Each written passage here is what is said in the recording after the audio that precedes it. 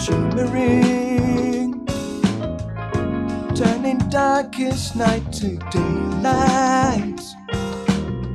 The rain-soaked street sparkling, neon lights dance to the burning flights.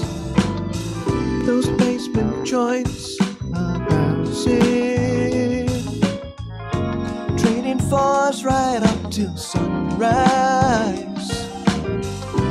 Rhythm changes and Cherokee, the table candles flicker in your eyes. This is where I long to be. This is what I dream. I'm gonna be just up, blowing some saxophone, grooving hard in some neon-lit bar. Ain't never thinking of home. Gonna be a jazz star,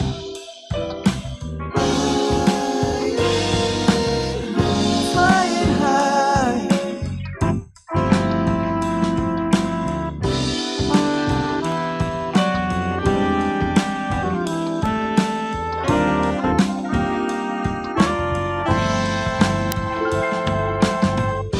Checking out the redhead, her lush lips smile and pale green eyes.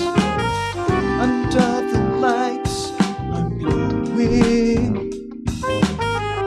the greatest chorus ever improvised. After the show we'll make out, digging discs down at the famous store, and then perhaps a nightcap. Stagger out into the misty dawn. This is where I long to be. This is what I dream.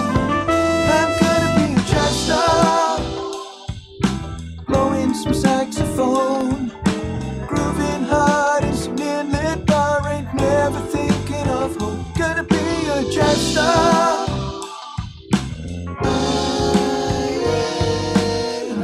flying high.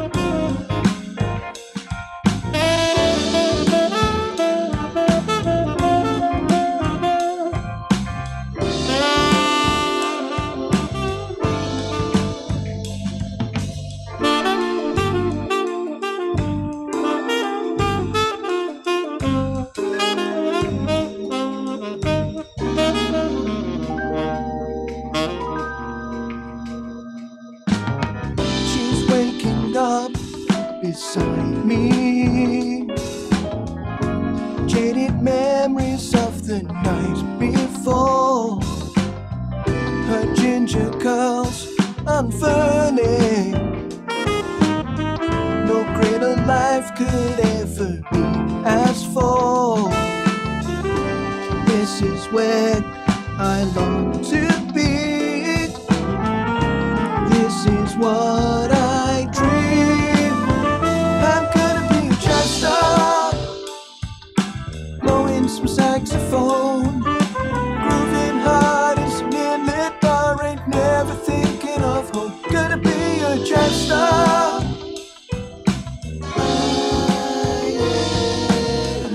flying high.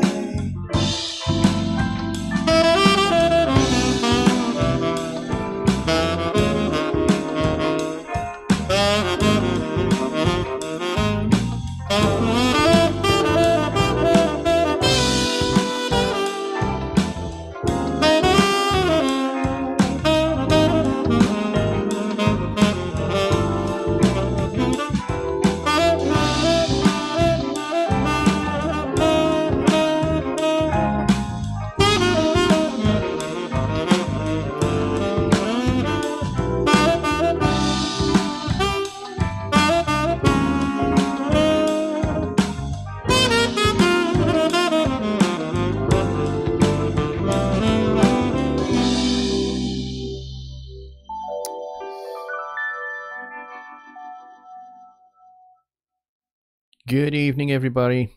Welcome to Sunday Night Live at JonnyLipshamStudios.co.uk. Welcome, everybody. Hope everybody is okay, especially my friends in the United States who are facing Hurricane Florence, I think her name is.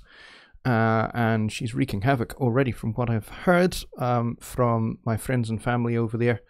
I know a lot of you have had a lot of rain because I know it's been downgraded a fair bit since she made land, so she's more like a tropical storm than a hurricane now. So, which is good news to those areas of the United States where you've already had hurricanes last year and that did a lot of damage and killed a lot of people. So I'm relieved that it's been downgraded a wee bit, but that's not to say that it won't do damage, because it will more than likely do some damage somewhere. So my thoughts and my prayers are very much with you guys that are in the zone, as they call it, as she's tracking. I think she's tracking kind of northeast the last time I checked, so I don't know if that's still the case. Somebody will be able to tell me in the chat. I am a little bit of an amateur meteorologist. I'm very interested in weather. Have been since I was a little boy, since probably 1987, when we had the most phenomenal weather in the United Kingdom. We had snow that was like 10, 11 feet deep in places, temperatures down to minus 20 degrees centigrade, which has been the coldest. I think that's the coldest on record here in the UK. Then kind of like in the months before we had all of that, we had some of the strongest hurricanes that we've ever experienced. We still refer to it as the Great Storm of 1987, because there's a place on the south coast of England which was famous for its oak trees called Sevenoaks in Kent. And it's called Sevenoaks because there were 7 oak trees that were planted there, I think by Henry VII, I think. And the Great Storm of 1987 destroyed 6 of the 7 oaks, so there was 1 oak remaining, which fortunately still stands to this day. So there you go. And that was the year that really got me fascinated by weather, because that storm was super impressive. The winds were well over 100 miles an hour. And the seas came up at like 40, 50 feet waves, and we had some of the most incredible thunderstorms. And then, as I say, we had the coldest winter for a long, long time. I think it was the coldest winter since the winter of 1942, as I recall. But there you go. That's Little Rabbit Run. That's my random intro for this evening's show, which was not what I had planned to talk about. But there we go. Welcome to the Jonny Lipsham Studios, Sunday Night Live, where we talk about meteorology. So if you're into meteorology, stick around. No, I'm only kidding. So we've already got 16 people in the door, and that's before I've even got halfway through the song that you just heard, which is Flying High from my 2016 EP, Belonging to Tomorrow. And by the way, there is another EP in the works. I am working on that as we speak. It's probably not going to be out until early next year, so maybe springtime next year, because it's a bit of a more, should we say, large project than Belonging to Tomorrow. Belonging to Tomorrow was mostly just me in the studio plus guest musicians. I still had my band at the time. I still had so it's basically my rhythm section from my band, and then guest musicians, and this one's going to kind of like be me plus guest musicians, because I can't actually afford my own rhythm section anymore. So I'm having to get different guest artists in to kind of form a new rhythm section, and then I'm going to add a horn section and maybe some strings and maybe a few other things to that. So maybe even a brass band on a track or two. So yeah, new songs are being worked on. Plus the song from my challenge that I gave you guys last week, which was to release a song by December 10th. To write the song, record it, mix it, master it, and upload it somewhere, like SoundCloud or Nimbit or wherever it is that you put your music. maybe Reverb Nation, wherever that might be, to get that up by December 10th. So I've got my EP plus this single that I'm going to do as well. So it doesn't have to have a Christmas theme. I know it's kind of December that I've set for the kind of like end date of this task. It doesn't have to be Christmassy. It can be anything you like. It doesn't have to have a Christmas theme to it whatsoever. Mine may or may not. I haven't decided yet. But there are 15 of you here at the moment, and I see some familiar faces like Kelly Winters. Kelly Winters was first in the door and first with the like, so thank you very much, Kelly. You are the man on the spot. Well done. Diego is here. Rainer's here. Beatrice from DDD Entertainment is here, and we got a few others. I need to scroll up. Roger Blevins is here. Roger is a very cool guy. We have chatted offline a couple of times, and it's been very, very nice to talk. So let's see, who else have I missed? Ken Moss, I think I said. Bobby Booth. No, Sunday Night Live is complete without Bobby Booth's presence, and I am very glad that you are here, my friend. And Rainer over in Germany, it's a very late night for you, my friend. It's 1:15 in the morning for you. You are officially a lunatic. But mind you, so am I, because I do my stream at midnight and I finish at 1 a.m. So very, very glad that I've got folks from United States, Canada, South Africa. I have sometimes folks from South Africa and, of course, Germany. So that's very, very cool. So what are we going to talk about tonight? Well, I want to give as much time as I possibly can to your questions tonight, but my talking point tonight is about finishing things. And it's always been something I've never been very good at. So I for as much as I'm talking to you guys, I'm also talking to myself, making sure that I finish things. And I think we kind of talked a little bit about this last week, which was what the whole kind of December 10th challenge was, kind of like to get some music out there. So seeing as we're talking about that, and we were talking about planning things backwards, planning things in reverse, so starting with the end date and working backwards, and so you have all of your phases of production mapped out on a calendar or on a chart or something like that, so you've got some kind of visual of the project from start to finish. So we've kind of talked about the end date. The end date is December 10th. So we're gonna start by talking about finishing that project. So how do you know when your mix is complete? Big question, and I hear it and see it a lot around places, in the Studio One forum, and the HST Studio One support group, and also on the Personas forums. I see this question come up a few times in the Studio One forum thread there as well. How do I know when my mix is finished? Because you could potentially just keep on tweaking EQs, keep on going back to certain tracks and keep on doing a little bit here to this, a little bit here to that, a little bit here to something else. And you could keep endlessly doing that. Now, here's the thing that is so dangerous about doing that, is that you could end up with something that sounds great and you think, oh, this is so good if I just do this little thing here.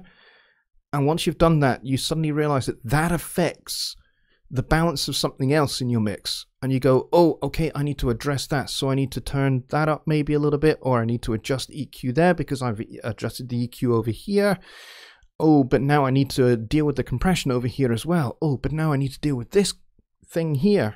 And before you know it, the whole mix can go from being 99% done to collapsing in your hands because you've pushed it that little bit too far. How do you avoid that? Here's how I have learned how to avoid that over the years of destroying my own mixes. And man, I have been there. A project that should have taken a few months, maybe 2-3 months to do, has ended up taking 6, maybe even 9 months because we've had to keep going back and fixing mess that I have made along the way. So I have learned the hard way how to do this. So here's what I do, and it's very low tech and it's very old school. and it's deliberately low-tech and old school. I could do this using Notepad in Windows or some other software, but I deliberately don't, and here's why. Because what I want to do is I want to play the song from start to finish, all the way through, and not have that temptation to push a fader on my mixer or reach for the compression knob on the mixer or touch my mouse or touch my keyboard, my computer keyboard. I don't want to touch anything that is going to change anything in the mix. I have a pen. I have a notepad. And I roll myself away from the desk. I deliberately roll myself so that everything is out of reach. And now that I'm sat with everything out of reach, I can't touch the mixer, I can't touch the keyboard, I can't reach for my mouse. I'm forced to use these things here. And what that does for me there is I can sit and I can listen to the whole mix and I can write down in my trusty notepad things that I hear that maybe aren't quite so balanced. So maybe there's a frequency that is poking out in one of the guitars that shouldn't be. Well, I can address that. Or maybe the snare drum just sounds a little bit wooden or a little bit cardboardy. I can go and fix that, because that to me suggests that maybe I've not quite fixed the low mids there. Maybe, the 400-500 area. I need to go and address that. So I can write down a list of things that I need to address. When the song is over, I roll myself back up to my mixer, up to my console, and the only things that I fix are the things that are on this list. Even if I hear something else whilst I'm fixing these things, I only address what's on that list, and I tick them off or cross them off as they're done. When they're done, I roll back, I play the song again, and I listen to see if I can hear anything else. If I hear something else, it goes on a second list. And maybe my second list is shorter than my first list. And actually, if that's the case, that's good. That means that I'm heading in the right direction to actually completing this mix. And then when the song is over, I roll up and I only fix the things that are on that second list. And then we rinse and repeat this whole idea until I'm rolling back and I'm sat listening, ready to write something down, and there's nothing to write. When I get to that point and I've heard the song through and there's literally nothing to note, nothing to write down, and everything that should have been fixed on those 2 lists or 3 lists or however many it happens to be are all addressed, then to me the mix is done. And then I will listen to it on different devices. Excuse me. So then I'll listen to it on these. I'll listen to it on the Presonus HD9s, which I've got down here, or I'll listen to it on my in-ear monitoring system that I use when I'm playing in other studios. I'll listen to it on my cheap little Samsung earbuds. And again, I'm doing lists again, and I keep going until literally on every one of what I call my quality control system, which is these and a few other bits and pieces of headphones, a Bluetooth speaker, all of that. Once I have nothing to write down, having listened to it on all of those devices in my quality control chain, and I've got to the end and there's nothing to write down, mix is done. I can send it off to the client with confidence. And if the client comes back to me and has their own little list of things that they would like me to fix, usually it's just like, hey, I'd really like the solo guitar in the guitar solo section just to poke through just a little bit, just a teensy bit more. I can do that. Or maybe they'll say, hey, the drums could do with being just a little louder in the chorus, a little bit more impactful. I can do that. That's all automation stuff. And hopefully that's all I get sent by the client for, a mix revision is just automation stuff. It's just kind of like a little dB here, a little dB there that's going to, kind of make the difference. That's what I aim for. That's what I aspire to with every mix. and I aim for the first mix that I send to the client to be the best mix, so that, you know, the list that they send me is really, really short. It's maybe just a couple of things, in which case mix number 2, which has those couple of changes, is the one that they're ultimately happy with. Although sometimes they go back and say, oh no, forget those changes, mix 1 was fine. We were maybe just nitpicking. So that's what I aim for, and that is how I determined that I have finished a mix. Now, here's the other kind of part of that, and that is, what do I do when I get to mastering? When I get to mastering, I leave maybe 2 to 3 days between finishing up that whole finishing process that I've just talked about, and then going into the project page for mastering in Studio One. And here's the reason why, is because I want my ears to forget everything. I want my ears to completely forget everything about the mix process with that particular song. So that's why I leave it for 2 or 3 days. And then when I come back to it after 3 days, my ears are completely fresh and I can hear things in a completely unbiased fashion. And if I'm still totally 100% satisfied with what I hear, then the mastering process is going to be extremely easy. Because in the mastering process, all I'm going to be doing is maybe just a smattering of EQ to maybe make something push through the mix a little bit more, or, you know, pull something down so that it doesn't poke through quite so much, or maybe the upper mids are maybe a teensy bit, little tiny bit harsh. I can just dip those down by 0.5 dB, and then compression is just a matter of, hey, we just want to just pull it together just maybe by 0.5 dB, and then we run it through a limiter, and we're up to a good loudness LUFS level, and then we're good. So that's really my process. And once a job is done, once music is out there in the public domain, I never go back and revise a mix. I just don't. Which is why, I'm listening to the intro song there, Flying High. And although I am fundamentally happy with the mix that I did for that song, because I mixed it, I still think, yeah, I'm 2 years further down the line of experience of mixing, and I think to myself, yeah, there are things maybe I could have done better, but I will never go back to that song and open it up in Studio One again and go, right, I'm now going to mix it how I would mix it now for 2018. No, I'm not going to do that, and I just don't do that. That's not my practice at all. So there you go. That to me has been a long, hard slog at getting to that point where for me, it was getting to that point of having this little process with a notepad and paper. For me, I think I had to humble myself first. I think that's why it took me a long time before I got to that point of, hey, I need to resolve this. Because mixes would come back from clients with maybe 5 or 6 points on the list. This is too loud. This is too loud. This is harsh. And it's just like, okay, so maybe I didn't really finish the mix, and I'd be cross with myself. So for me, it was about humility. I had to learn to take a step back, and that's what kind of literally rolling back my seat so that I'm not touching anything. It really has helped me massively to make sure that I'm 100% happy with the work that I do before I send it to a client.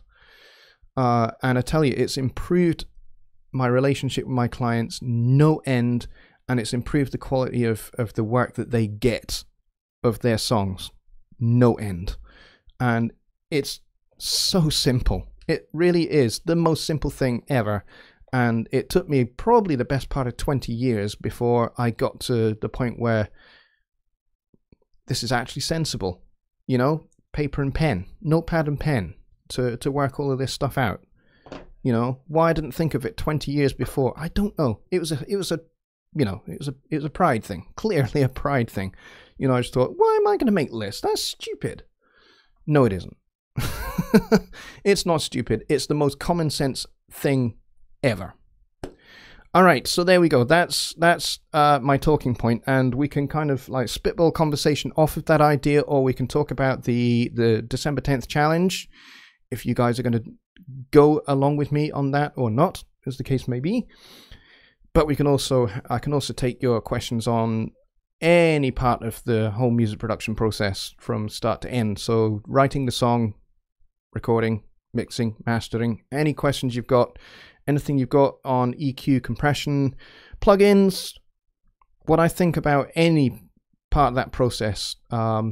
Let's have your questions, which means I need to go over here and I need to scroll down because you guys have been clearly chatting away. And oh dear gosh, has this crashed? No, it just took its time. See, Vacha, my good friend, Recording Studio 9, Vacha, down in sunny Australia. Good to see you, mate. He says, have you upgraded to Studio One to 4.1 yet? Yes, I have. I upgraded extremely promptly, shall we say. I shall say no more about that. But yes. Rainer says, is there a challenge? I'm out of time.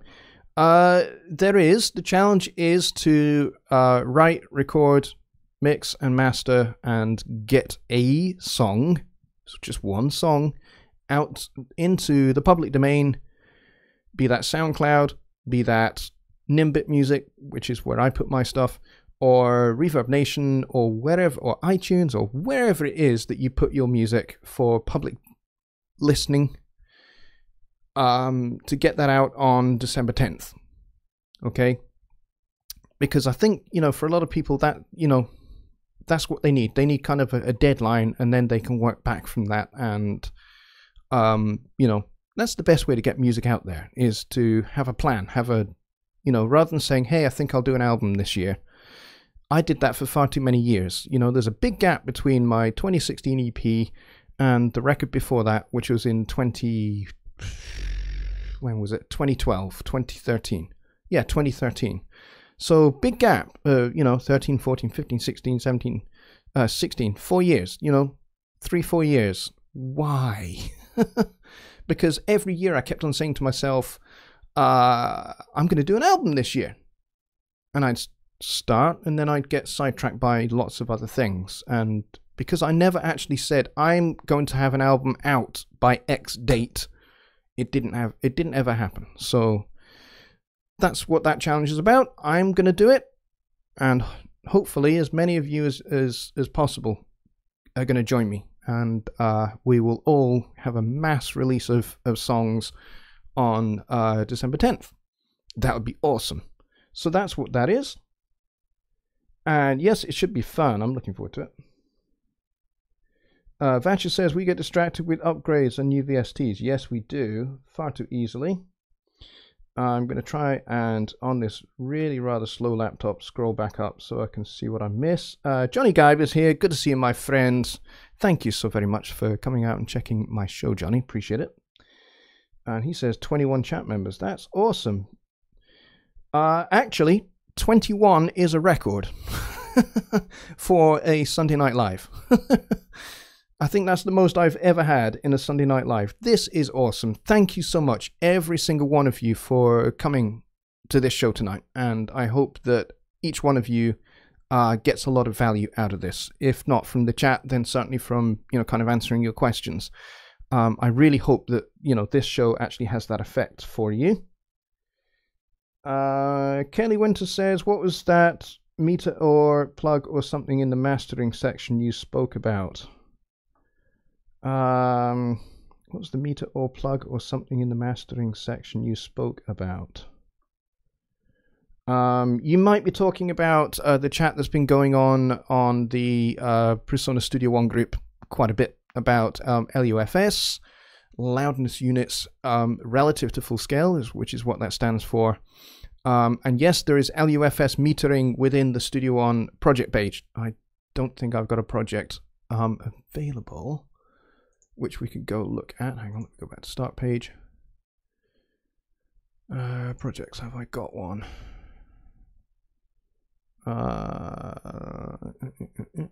Let's see. I could open this, I suppose. I'm going to cancel that because I don't need to update all of these. Okay, this is what I was talking about. I think actually you can't see it, can you? Because I haven't switched over. I haven't switched my screens, which is stupid. Okay, now you should be able to see Kelly. If you're watching, this is what I think this is what I was talking about here. Is that you can have your LUFS and your LU levels, and this works in real time as you're playing one of these songs, which I can't play at the moment because this song is this album is not yet available, so I can't play any of these songs yet, unfortunately.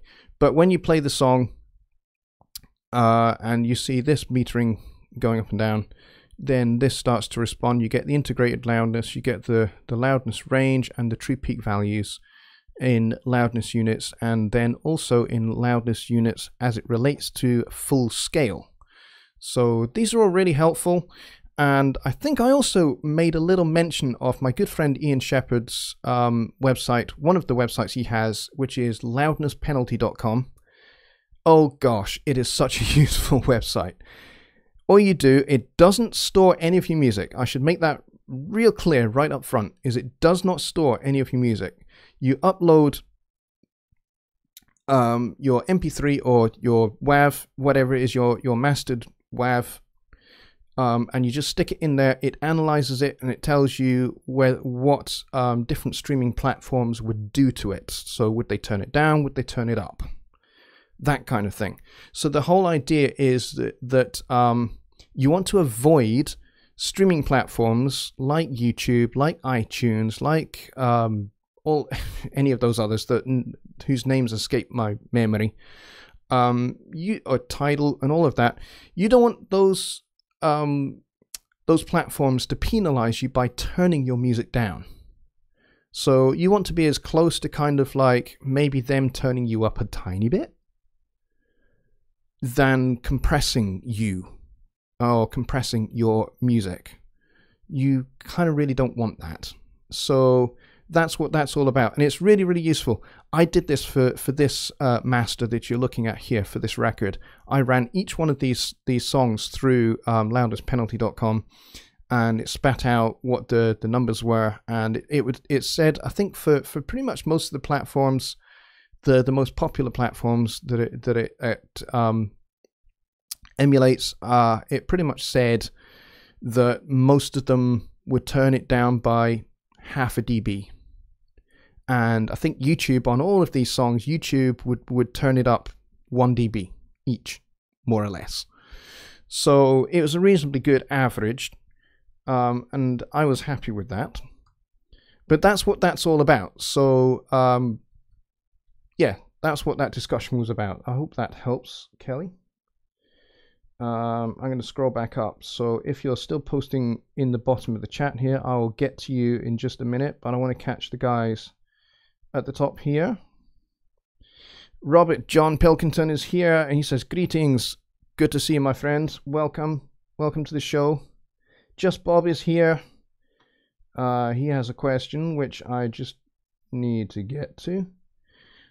He says, when does it become over-tweaking because you know the average listener won't notice the changes you need to make or already did make? Yes, that is a terrific question. When is it over-tweaking? When are you starting to over-adjust? Now, for me, like I said, I kind of avoid that with this, paper and pen, so that I'm being very focused about what's being adjusted. And yes, as mix engineers, our ears are much more sensitive than the average listener. But what I'm listening out for most of all is balance. Joe Gilder put out a video earlier today that talked about balance and the importance of balance in what we do in our work. And you know, he recalled that, you know, in the 1950s, mix engineers were not called mix engineers because there wasn't really anything to mix. They were called balance engineers. And so because technology was limited the way it was, you know, mixing consoles were not very large. They didn't have very many channels to input into before it went to tape. So all of your microphones had to be positioned appropriately, and the musicians had to be positioned appropriately for how you wanted it to go down to tape. And so, you know, there were maybe a few faders. You maybe had 7 or 8 faders. So you would try and, you know, you'd try and get like a whole section around a couple of mics, a couple of stereo mics, and then that would all feed into channel 1, and then another bunch of people around channel 2, and so on and so forth. So your 8 channels were there, and you know, there were no EQs. You know, there were no compressors. There were limiting amplifiers, which is where you get the LA2A and that kind of thing from. You know, and we kind of know them as compressors, which they kind of are, but you know, I mean, essentially that's what a limiting amplifier is. It's a compressor.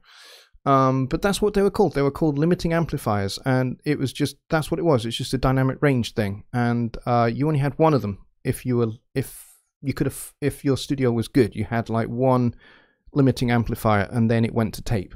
So everything ran through this kind of mixed bus compressor, so to speak, and then to tape. So everything was about balance.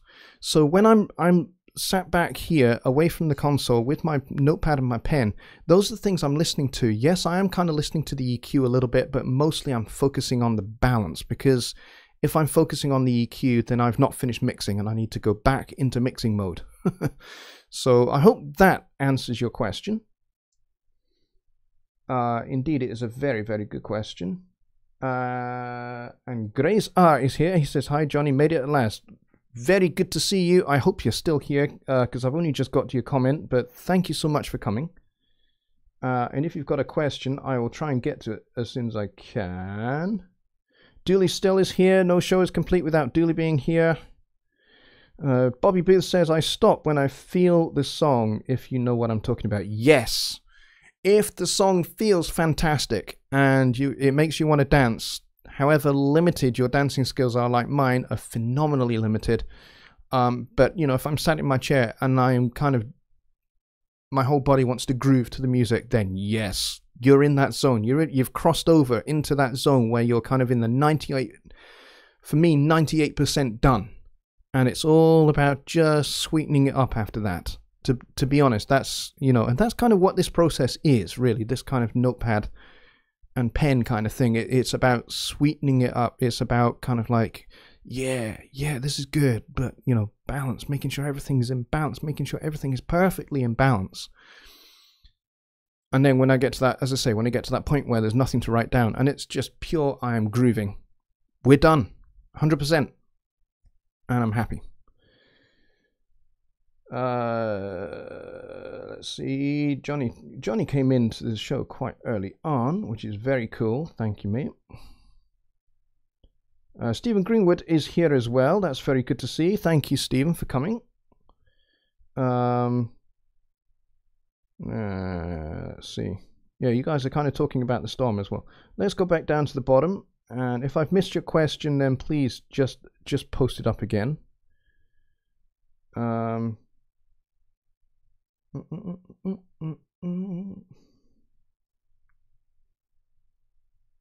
Now, you guys are talking about speakers. Yes, I have the PreSonus Eris E5s. Thank you, Doug Lyon. I know you're not here, but I'm going to name check you anyway. Doug bought me the Eris E5s for, I think it was for my birthday. I think it was, or was it Christmas? I can't remember. It was one or the other, but he certainly bought them for me as a gift, and they are epic. Before that, I was a KRK Rocket 5 G2 user. I had those for 5 years, 6 years, I think, and I got a lot of mileage out of those. And then when I heard these guys, when I heard these PreSonus Eris E5s, I was blown away. They are to me personally, they are head and shoulders above the KRKs. And I know there's a lot of folks out there, like my good friend Graham Cochran uses the KRKs, and he swears by them. But for me personally, the PreSonus Eris speakers of all the different sizes, to me, they're head and shoulders above the KRKs. But yeah, Graham, he swears by them, and that's cool. Let's see. Batcher says E5s. Yes, I am using E5s. That's right. Kelly says, I can see where your practice would help me for sure. Keep me from drifting off. Yeah, absolutely. That's one of the real big benefits, actually, of this notepad and pen process. When you're in that 90, I would say start doing it when you're like 95% done, 96% done.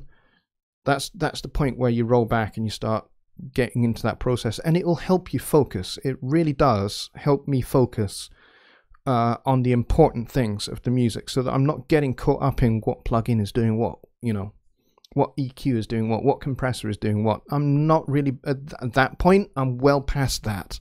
I've done all the EQing, I've done all the compression, I've done all my panning, I've done all my reverbs and delays and all of that, and I've done any automation that I needed to do. For me, I've done all of that, so now it's about making sure that everything is in balance.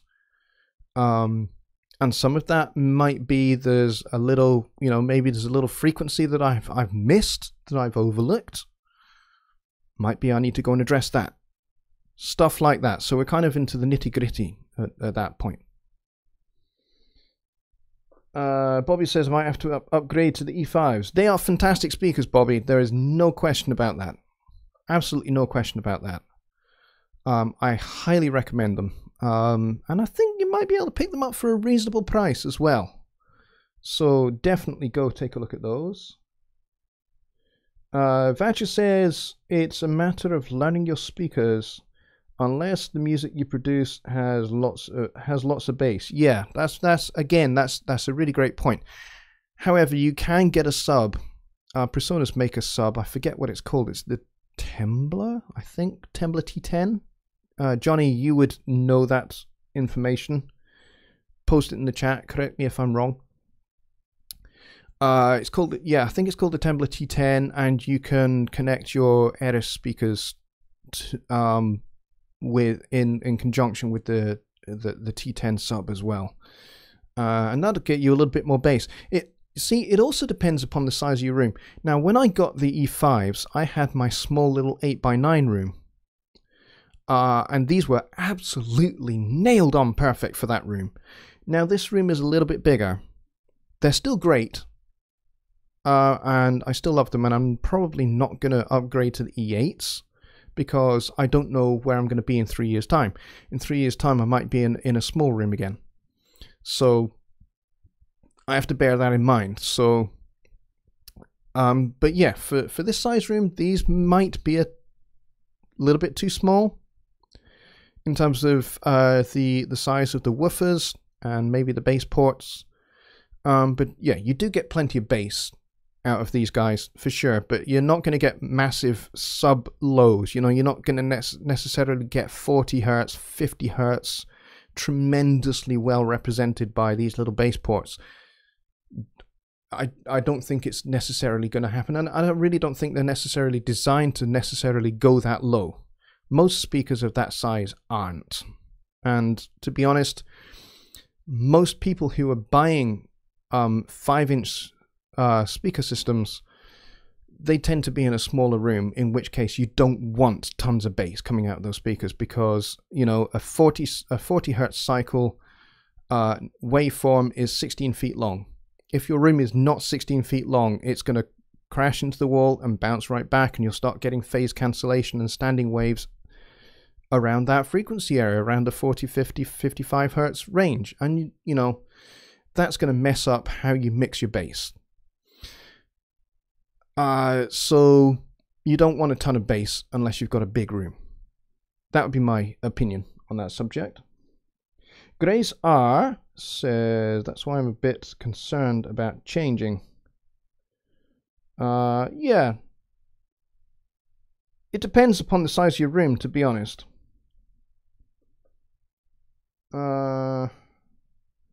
Batcher says, my friend had KRK 8s and replaced with the E5s. I'm much happier.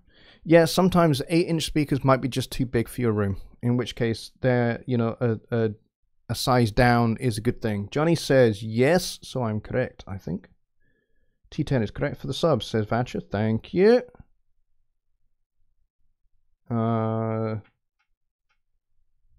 Rainer says, using the 305 JBLs and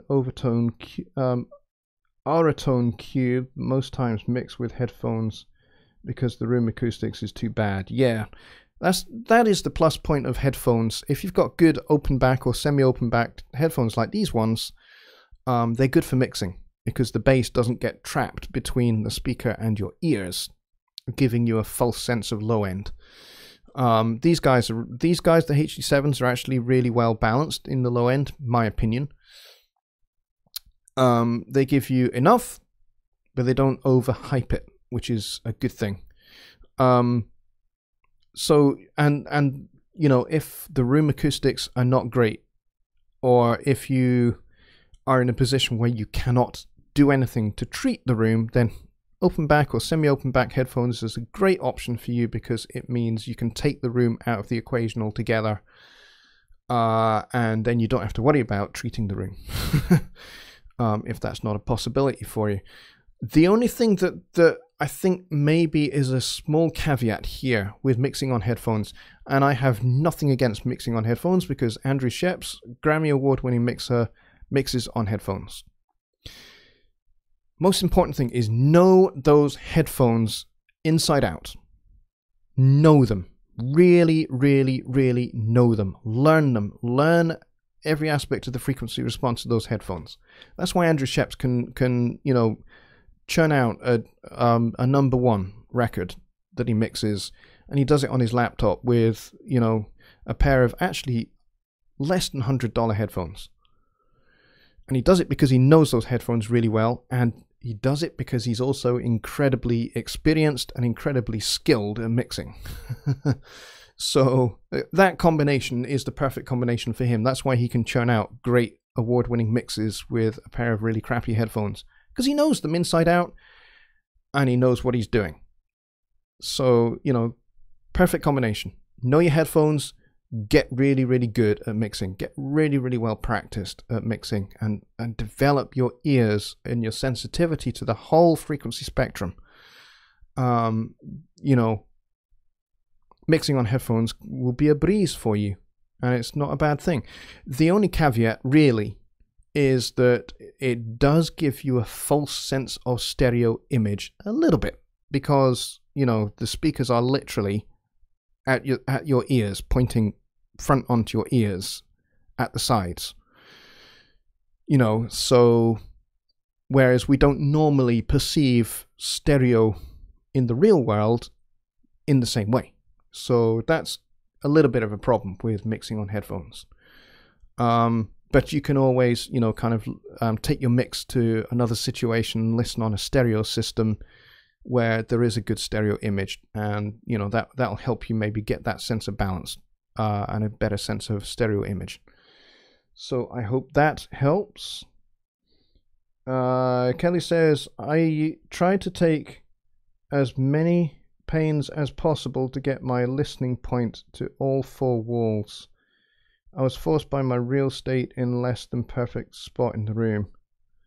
Robert John Pilkington says, I use Sonarworks and a dedicated headphone amp to mix with headphones. Yeah, Sonarworks is great because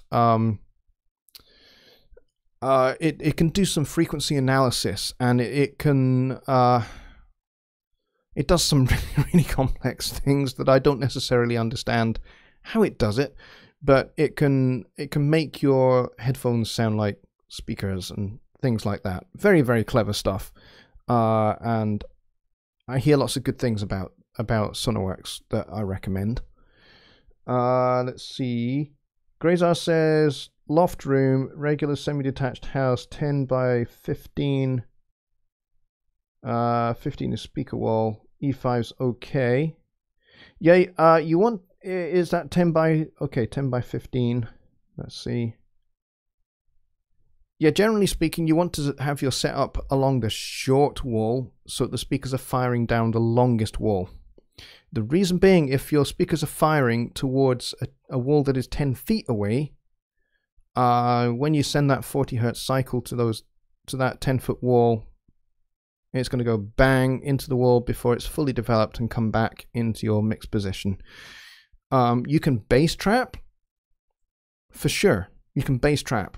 But it's still, because it's not a fully developed wave, by the time it hits your bass trapping, your bass traps are not necessarily going to absorb all of it, because that's a lot of bass energy.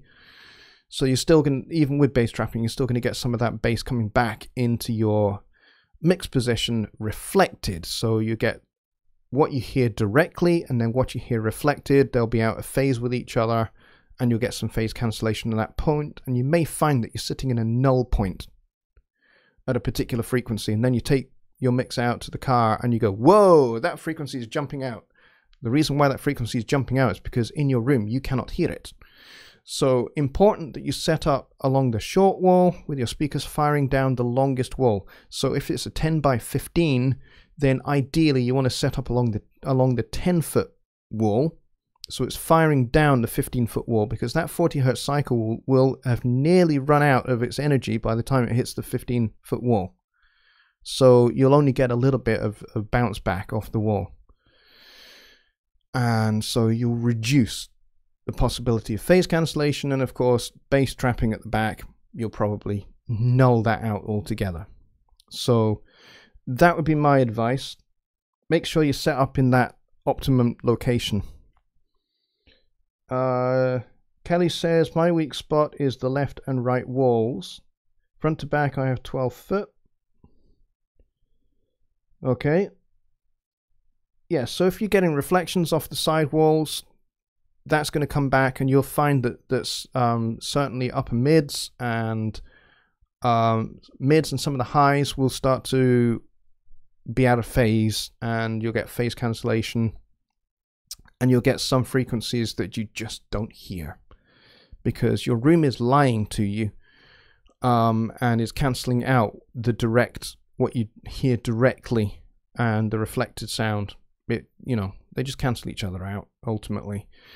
And you can end up with, resonant frequencies in your mix. You really don't want those. So treat if you can. Now, here's what I have done, which you're not really going to be able to see very well, I don't think. Or maybe you will at the back here. This panel at the back here. These are mounted on card. I basically took some cardboard boxes and I cut the cardboard boxes up into pieces, and then I glued the panels onto the pieces of card, and then I just hung them up with normal drawing pins in the wall. And that works perfectly well.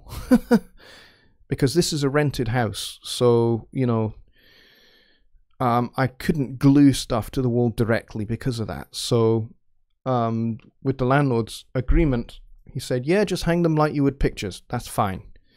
So when we move out, there are going to be a few pinholes in the wall, and I've tried to minimize those as much as possible. And then we just a tiny little touch of filler will fill those pinholes, no trouble. And, this room will get another lick of paint before we move out, so it'll all be fine. But yeah, I couldn't glue to the wall, because if I glued to the wall, when you take those off, it just leaves a horrendous mess. So I totally understand, if you're in rented accommodation, it can be awkward putting up acoustic treatment. Woodby says, Bobby, you have talent, man, and bionic ears. That's awesome.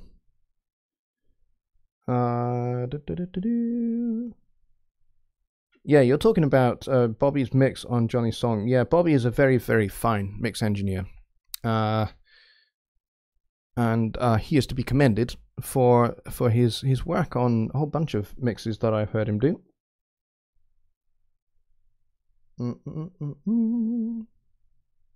Toothpaste works. Yes, if you want to fill drawing pinholes, toothpaste works. Yeah, definitely. And then paint it over. Jeff is here.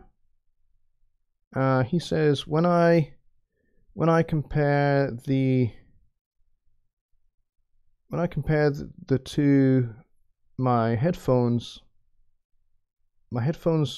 I can't really understand what you're saying. That's why, because I've not seen the first part. I've tried mixing with headphones, but I feel like it takes the life out of the mix. Maybe I need a better pair. I can't seem to get away from my Focal Alpha 65 monitors. When I compare them to my headphones, it just doesn't sound inspiring. I see what you're saying. You know, if you're very, very used to your speakers and you have a set of headphones that maybe you're not into, you don't use very often, then yeah, it's going to sound different. And your ears are gonna be in shock a little bit because, you know, you're not used to what those sound like. Really, if you're going to use headphones in any part of your mixing experience, whether it's at the quality control end, like mostly what I do, I use these as quality control. I use my HD9s. I have an in-ear monitoring system, and I have various earbuds and a Bluetooth speaker. All of those are in my quality control system, which means I pass my mixes through each set of those headphones at exactly the same output volume, and I see how balanced the mix is on each one of those. And the aim is to have the mix to sound the same in terms of balance across all of those. Now, obviously, some headphones and some in-ear speakers and all of that will hype the bass or the treble a little bit more than others. But really, if I'm hitting those speakers that hype and it still sounds balanced, then I think I've nailed my mix, to be honest. But really, that's the only phase where I use my headphones. But you know, for other people where their room is you know, their setup is in such a way that they, you know, using speakers is not an option for them, they have to use headphones, then really the point is that you need to make sure that you know your headphones, so that, you know, mixing on those headphones is not a shock to you. And that's what I would suggest there. Vatcher says, I have mine on canvases and I think the 1/2-inch space has better effect. Yeah, having a gap between the wall and your acoustic treatment is a great idea. It's a great idea. And I think that, you know, science probably agrees with that and suggests that you get a much better absorption from doing that than having them just flush to the wall.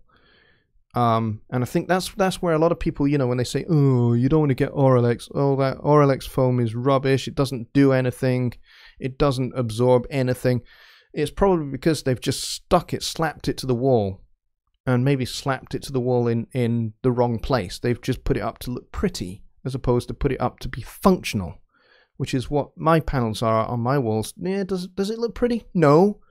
My studio, in terms of the acoustic treatment, does not look pretty. It was never designed to be. It's purely functional. I need sound, I need absorption on this wall, I need absorption on that wall. And that's what they're there for. They don't do anything else. They're not there to look pretty. So I haven't arranged them in nice, pretty little diamond patterns like some folks do. Yeah, I'm not going to do that. I've got them up not to look good. I've got them up to do a job. And so yeah, having that little 1/2-inch gap is a great idea. So hanging them on canvases, that's a really smart suggestion. Let's see.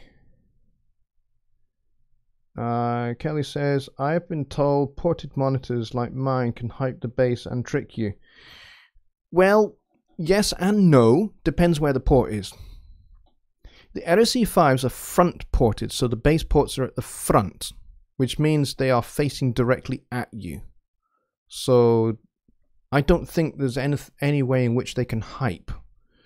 If they are rear ported, then the first thing that those bass notes are going to hit is the wall directly behind the speaker. So if the speaker's really close to the wall, the first thing that's going to happen is this 16-foot cycle, this low E, is going to hit the wall that's maybe only 2 feet away at best.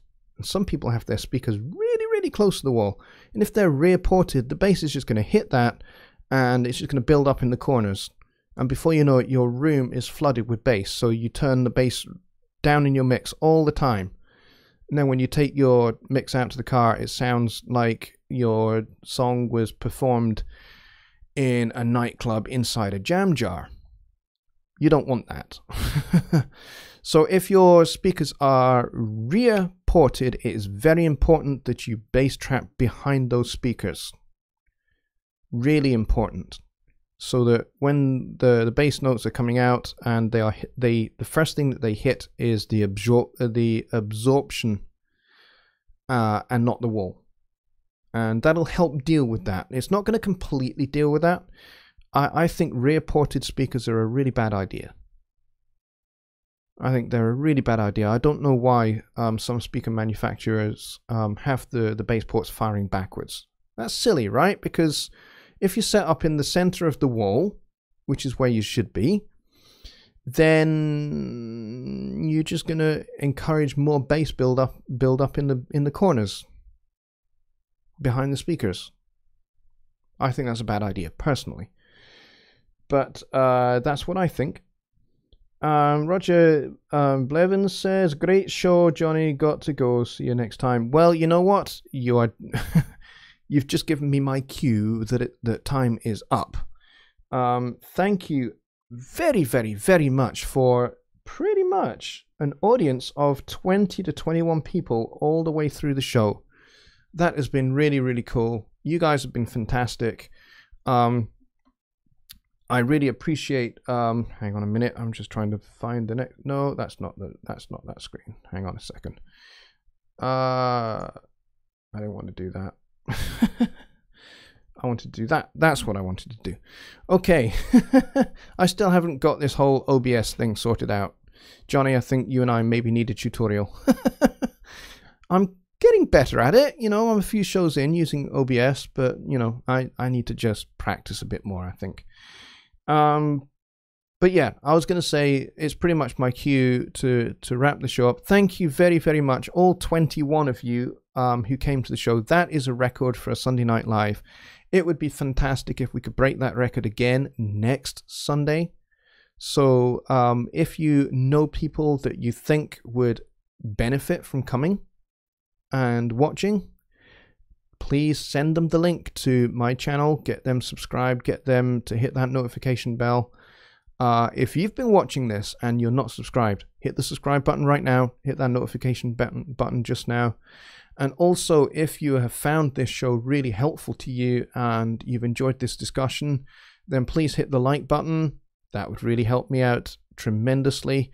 And if you feel so inclined, hit the super chat button as well and send me $1 or $2 to help me on my way as I spend this week preparing the next show for next Sunday, and also for videos that are going to be coming out every Tuesday henceforth, now that I've got everything kind of set up how I want it in the studio.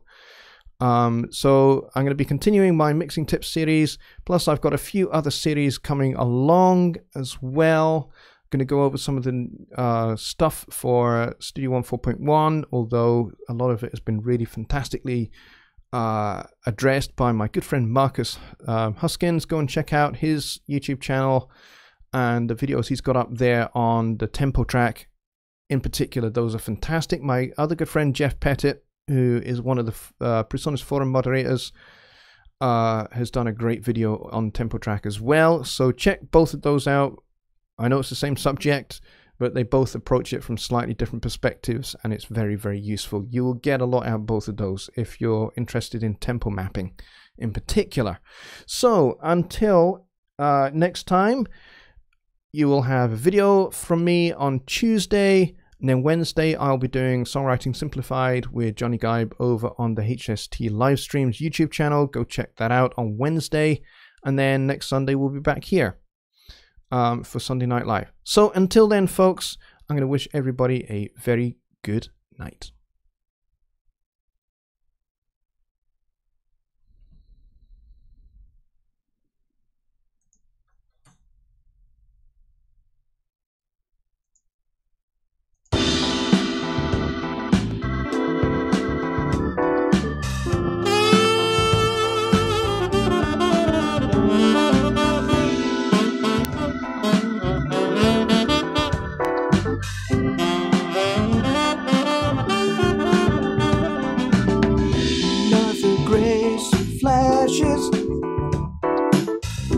Past the window on the 13th floor, sad life crashes, broken by the yearn for more and more. Another spin of the wheel, roll of the dice, or ace on the turn. You beg, borrow, or steal, or trade your soul for bands to burn. In God we trust, says on the bill, from the bust.